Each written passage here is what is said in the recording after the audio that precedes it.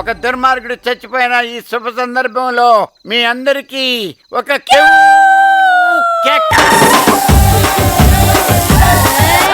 కొప్పున పూలెట్టుకుని బుగ్గన ఎరట్టుకుని ఇదంట నేనెళ్తుంటా.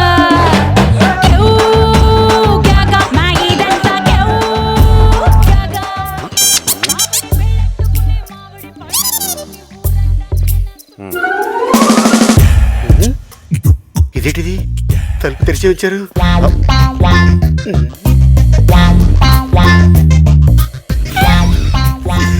దొరికావే ఓరి బాబోయ్, ఇక్కడి నుంచి నువ్వు తనతో ఉండవు, నాతోనే నువ్వు నేను వరల్డ్ టూర్. వెళ్ళిపోదామా?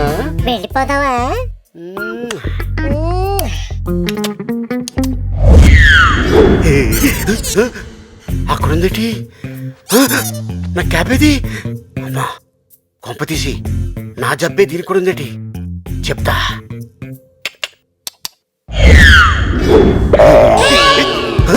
ఇది రెస్పెక్ట్స్ ఇది. అమ్మా నిజమేనే బొసి బొమ్మాలి. ప్రపంచంలో ఈ జబ్బు ఉన్న మొదటి వ్యక్తి చివరి వ్యక్తి నేనే. నా సామాన్లే దొబ్బేస్తావా? నా తడాకేటో చూపిస్తా.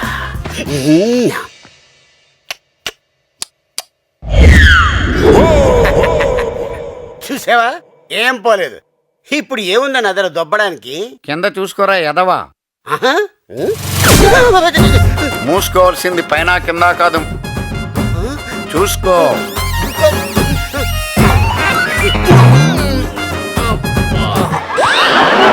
రేయ్, నా రాజ్యంలోనే దొంగతనమా? పోయిస్తా.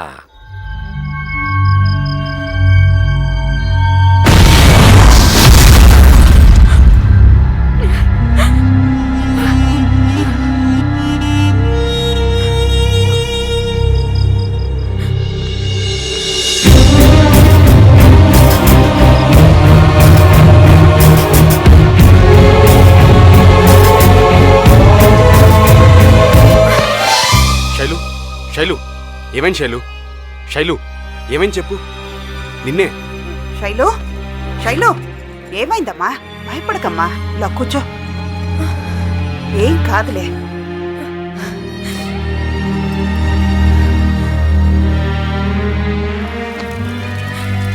ఇప్పుడైనా చెప్పు, ఏమైందమ్మా?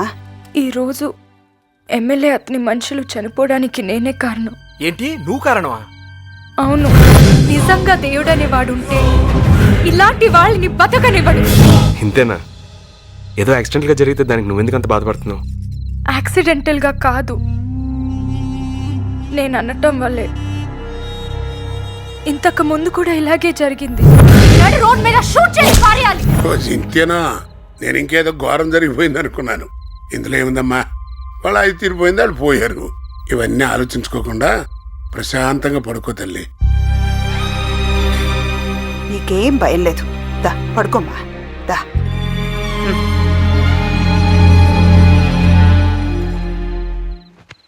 పూర్వకాలంలో మునుల్లాగా తను పవర్ఫుల్ అన్నమాట. ఇగో నాకు 2 కోరికలు ఉన్నాయి. తను అనేసింది అనుకో టప్మని తీరిపోతాయి. ఏంటవి? మీ నాన్న తెల్లగా అవటం, నీకు తెలివితేటలు రావడం. కొడతావేంటి? తను తీసుకుని క్రికెట్ బెట్టింగ్ వాడామనుకో.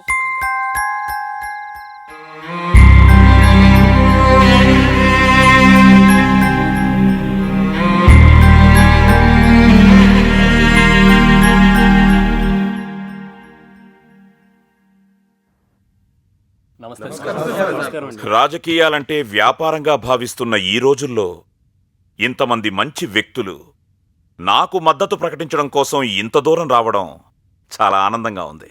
మీ అందరికీ తెలుసు, మా వియ్యంకులు జయచంద్ర గారు తన ఏకైక కూతుర్ని నా కొడుకిచ్చి పెళ్లి చేశారు.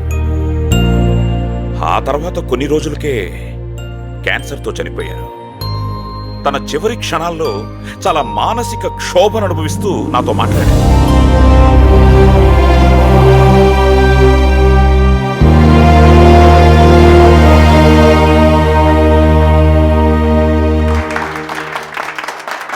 మీలాంటి మంచి వ్యక్తికి సపోర్ట్ చేయడం మాకెంతో గర్వకారణం. ప్రజలు కూడా మమ్మల్ని ఎంతో మెచ్చుకుంటారు. కానీ రాజకీయాలంటేనే డబ్బుతో ముడిపడి ఉన్న వ్యవహారం. ఒక పార్టీని స్థాపించి జనాల్లోకి తీసుకువెళ్ళాలంటే తెలుసు. జయచంద్ర గారి మరణం ద్వారా సంక్రమించిన వేల కోట్ల రూపాయలను మనం కొత్తగా స్థాపించబోయే పార్టీకి పార్టీ ఫండుగా కేటాయించబోతున్నాను. నాకు హైదరాబాదులో జరగబోతున్న సన్మాన సభలో కొత్త పార్టీని ప్రకటించబోతున్నాను.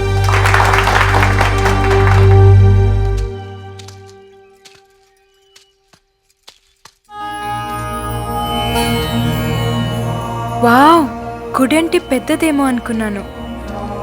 It's so small but beautiful. Beautiful మాత్రమే కాదు, చాలా పవర్ఫుల్ కూడా. ఇక్కడ దీపం వెలిగించి ఏం కోరుకున్నా జరుగుతుందని ఇక్కడ వాళ్ళ నమ్మకం.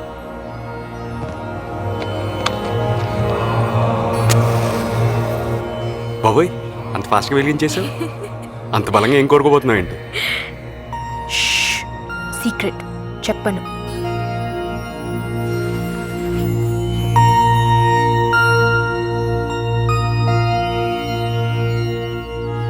బాగుందా?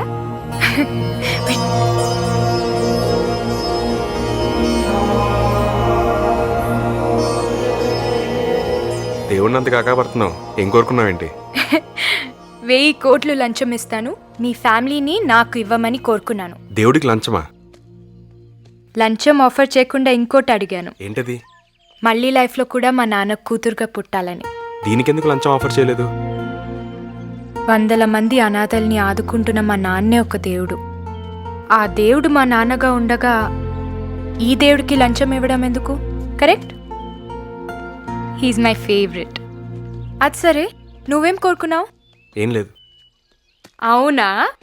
మేము ఓపెన్గా అన్నీ చెప్పేయాలి, మీరు మాత్రం చెప్పరా? నిజం, ఏం లేదు. కుదరదు. ఏం కోరుకున్నావో నాకు తెలియాలి, తెలియాలి, తెలియాలి. నీతో కలిసి జీవితాంతం నడవాలని.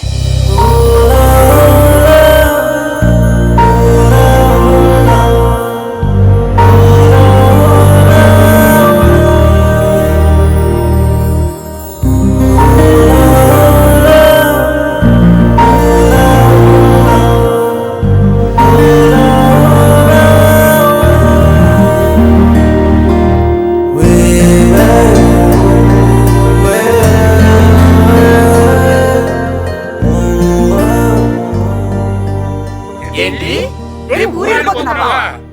అవును, రేపు ఈవినింగ్ వైజాగ్ నుండి ఫ్లైట్. రేపు మధ్యాహ్నం 2 o'clock రిసార్ట్స్ నుండి బయలుదేరుతున్నాను.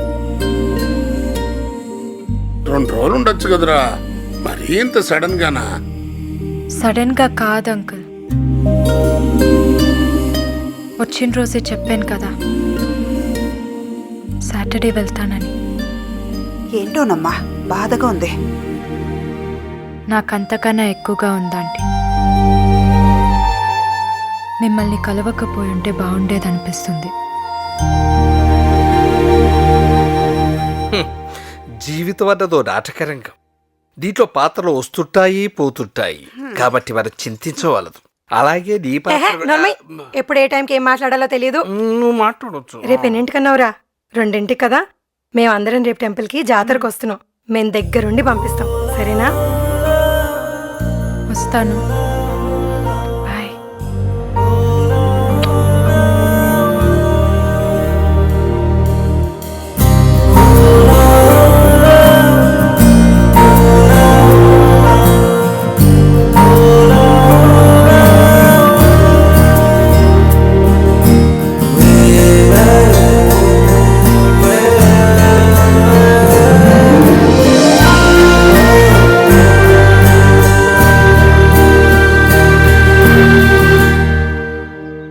శైలు, ఈరోజు నీతో చెప్పింది నా జెన్యూన్ ఫీలింగ్.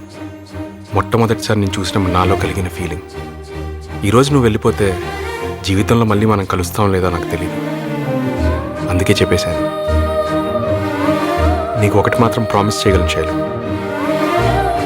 ఈ 4 రోజులు నువ్వు ఎంత ఆనందంగా ఉన్నావో ఆ ఆనందాన్ని నీకు జీవితాంతం అందిస్తాను. నా ప్రాణం ఉన్నంత వరకు ఆనందంతో వచ్చే కన్నీటి పుట్ట తప్ప దుఃఖంతో ఒక్క కన్నీటి చుక్క కూడా నీ కంటి నుండి రానివ్వనని ప్రామిస్ చేస్తున్నాను. రేపు గుడి దగ్గర నేను నిర్ణయం కోసం ఎదురు చూస్తుంటాను.